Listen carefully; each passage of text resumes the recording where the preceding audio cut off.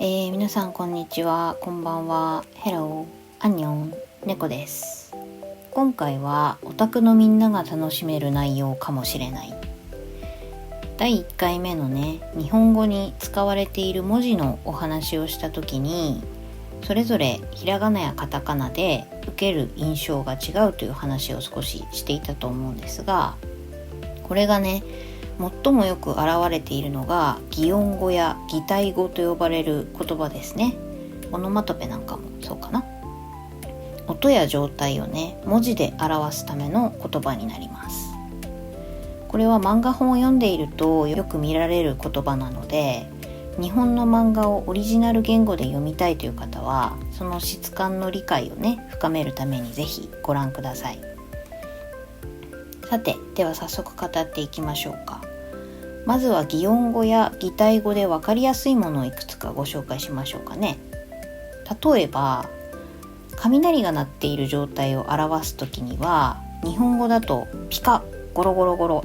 ってね、表現したりします。このピカというのは雷の最初に光る明かりのことです。で、ゴロゴロゴロは雷の音ですね。日本人はピカゴロゴロゴロといえば雷の音かなという予想をね、つけることができます。で、多分実際にね、漫画本とかでもカタカナでよくピカゴロゴロゴロみたいな効果音がね、書かれていることが多いと思います。続いてね、ドタンパタンっていう何かが倒れる音というのもありますね。ドアを閉めたりするときにパタンと使ったりするし、うるさい足音なんかはね、ドタンパタンみたいに表現したりします。日常の会話でもね、子供たちにドタバタしないでって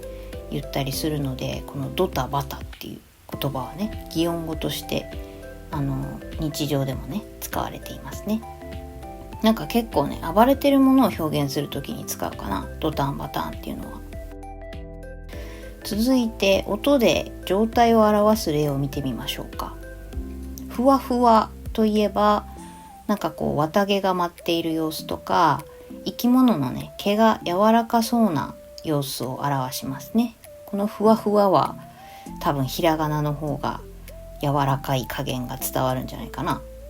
で、今度キラキラといえば、何かがね、輝いている様子を表しますね。星がキラキラしているとか、指輪がキラキラしているとか。これもね、なんかひらがなでキラキラって書くこともあるんだけど、カタカナの方がよりきらめいている感じはします。で、なんかね、少年漫画とかではよくぐちゃぐちゃみたいな表現が出てくると思うんですけど、このぐちゃぐちゃといえばちょっと湿り気があるというか、泥んことかスライムとか、血痕とかね、ちょっと汚い様子を表しますね。このぐちゃぐちゃはね、カタカナよりひらがなの方がちょっとお物感が増すというか、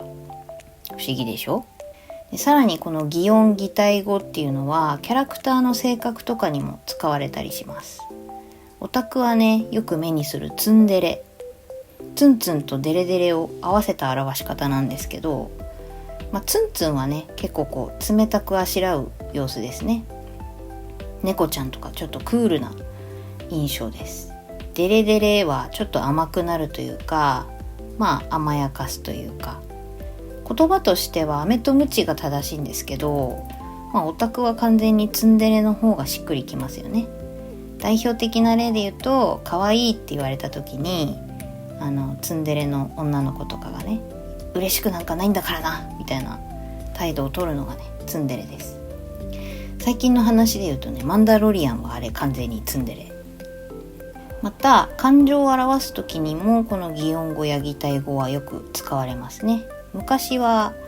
なんかこうドキドキって書いてあると、少女漫画でね、主人公がときめいている様子だったり、心臓がうるさい時の表現だったんですけど、最近はトゥンクとかキュンとかバリエーションが増えてきていますね。胸キュンはね、海外の方も聞いたことあるかもしれない。可愛いものを見た時とか、ときめいたりとか、ロマンチックな状況を見てね、ちょっとときめいたりする時とかに胸がこうキュッとなるみたいなので胸キュンとよく言いますね。でこの擬音語擬態語を語る上でね絶対に外せないのが荒木博彦先生のジョジョシリーズですね。もう擬音語擬態語を扱うっていう時点で頭に浮かんだ方もいますよね。ジョジョといえばはい皆さんズキューンですね。あれが一番有名かな。集中線とともにね力強くてちょっと動きのある字体でズキューンって、そしてディオがねエリナに無理やりキスをして取り巻きたちがそこにしびれる憧れるっていうところまでがセットですね。最初ねこのシーンを見た時にキスシーンにズキュンを持ってくるセンスって思ったんですよ。少女漫画ではね絶対にありえない擬音語だし、少年漫画だってねまあそこまでロマンチックなシーンではないんですけど、キスシーンにズキュンみたいな感じありますよね。でもこの荒木先生ワールドね個人的には嫌いじゃないんですよ。ジョジョシリーズにはね他にも特徴的な擬音語擬態語がたくさん出てきますね。例えばメメタ、刃文を練った手でねカエルを殴るとカエルは無傷なのにカエルの下の岩が割れるという技法なんですけど、これ絶妙にねカエルを触っちゃった時のヒエーっていう感触を表していると思います。めちゃっとかブチュってもいいような感じがするんだけど、この場合カエルは無傷なのでここはやっぱりメメタしかない気がしますね。しかもこれねルオーっていう掛け声とともにやらないといけないし、失敗するとドグチャーと言って潰れるというね、このセンス誰にも真似できないよね。しかもこれ面白いのがアニメでもこの擬音語擬態語っていうのは文字を見せてくれてて、なんかそこにね音を当てているっていう感じなんですよ。他にもねオラオラオラオラっていうね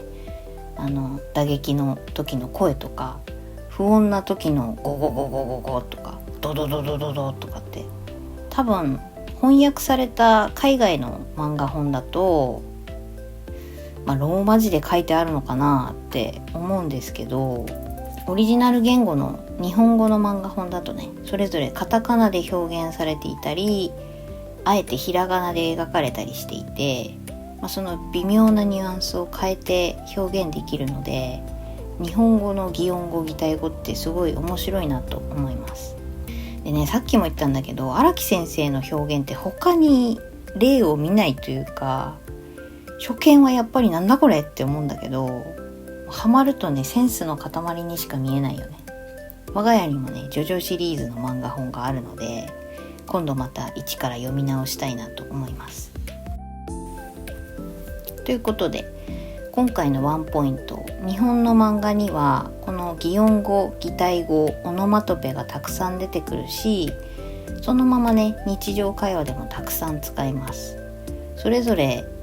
漫画本だったら文字の使われ方によってもニュアンスが変わってくるし、言い方とか言う時のそのシーンとか響き方でもねニュアンスが変わるんですよね。ドアをね勢いよく閉めるときはさっき言ったみたいにバターンだけど、優しく閉めるときはパターンになったりとか、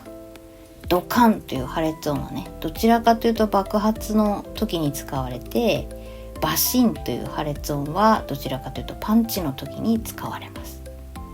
わかるかな？こんな風にね絶妙に違うイメージやニュアンスを伝えるのにこの擬音語擬態語オノマトペっていうのは使われるので、日本の漫画が好きな方はねぜひ日本語でこの擬音語や擬態語から伝わる印象を拾ってみてください。日本のアニメのシーンがより深く理解できるんじゃないかなと思います。ということで見習い主婦ブロガーの独り言ラジオ素敵日本おすすめ隊プレゼンツやれやれだぜでした。したっけねー。